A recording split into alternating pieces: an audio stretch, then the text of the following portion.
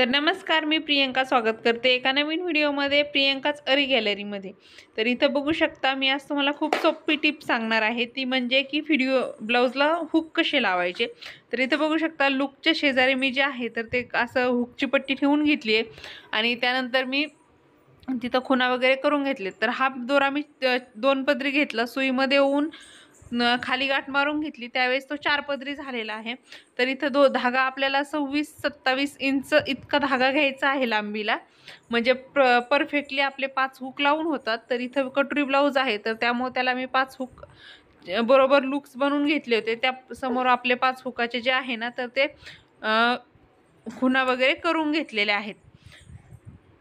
तर खूप सोप्या पद्धतीने आहे। तर इथं बघू शकता तुम्ही, बरोबर सेंटरला हुक, वरचं टोक आणि हुक जे आहे ना, तर ते आपलं बाहेर नाही निघलं पाहिजे, याची काळजी घ्यायची। किंवा मग खूप जास्त आत पण नाही गेलं पाहिजे, म्हणजे एक हुक थोडं बाहेर आलं, एक हुक आत गेलं, असं नाही झालं पाहिजे।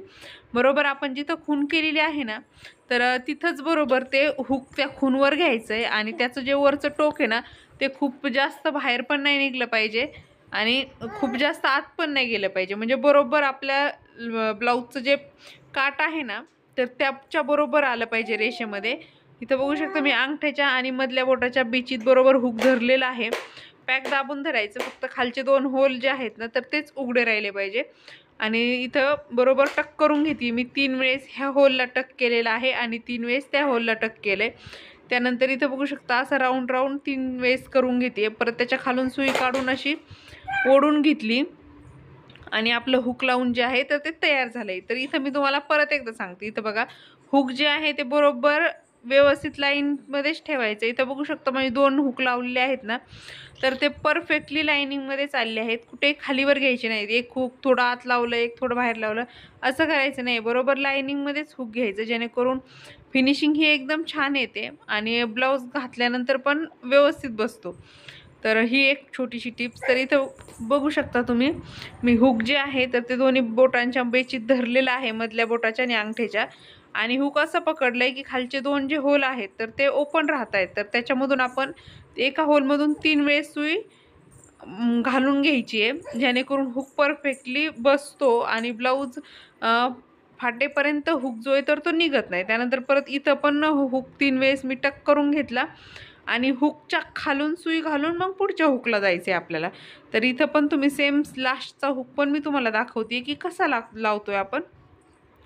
तर इथं पण सेम त्याच प्रोसेसने हुक घालते। तर इथं खालून सुई घालून घेतली बघा, त्यानंतर परत 3 वेळेस हे करून घेतलं आणि त्यानंतर मग परत एकदा खालून सुई घालायची आणि व्यवस्थित असं बाहेर काढून घ्यायचं आहे आणि इथं 2-3 वेळेस असं टक करून घ्यायचं। तर खूप सावकाशली व्हिडिओ सांगितलेला आहे हा, आणि 2-3 वेळेस इथं असं टक करायचं, जेणेकरून आपली गाठ वगैरे व्यवस्थित बसली पाहिजे यासाठी। तर मध्ये जो आवाज येत होता, तर ते माझं बाळ जागा आहे आणि ते खेळतंय, त्यामुळं मग तो त्याचा आवाज आहे। तर त्यामुळं प्लीज त्याच्याकडे इग्नोर करा थोडंसं आणि आपल्या व्हिडिओकडे लक्ष द्या। आणि इथं आपले हुक जे आहेत ना, तर ते लावून झालेले आहेत आणि त्यानंतर मग इथं मी धागा कट करून घेतलाय आणि इथं बघू शकता तुम्ही, किती फिनिशिंगमध्ये आपले सगळे हुक्स जे आहेत तर ते लावून झालेले आहेत। आणि आपला आजचा, मी इथं बघू शकता, मी तुम्हाला लावून पण दाखवते, हा कटोरी ब्लाऊज होता।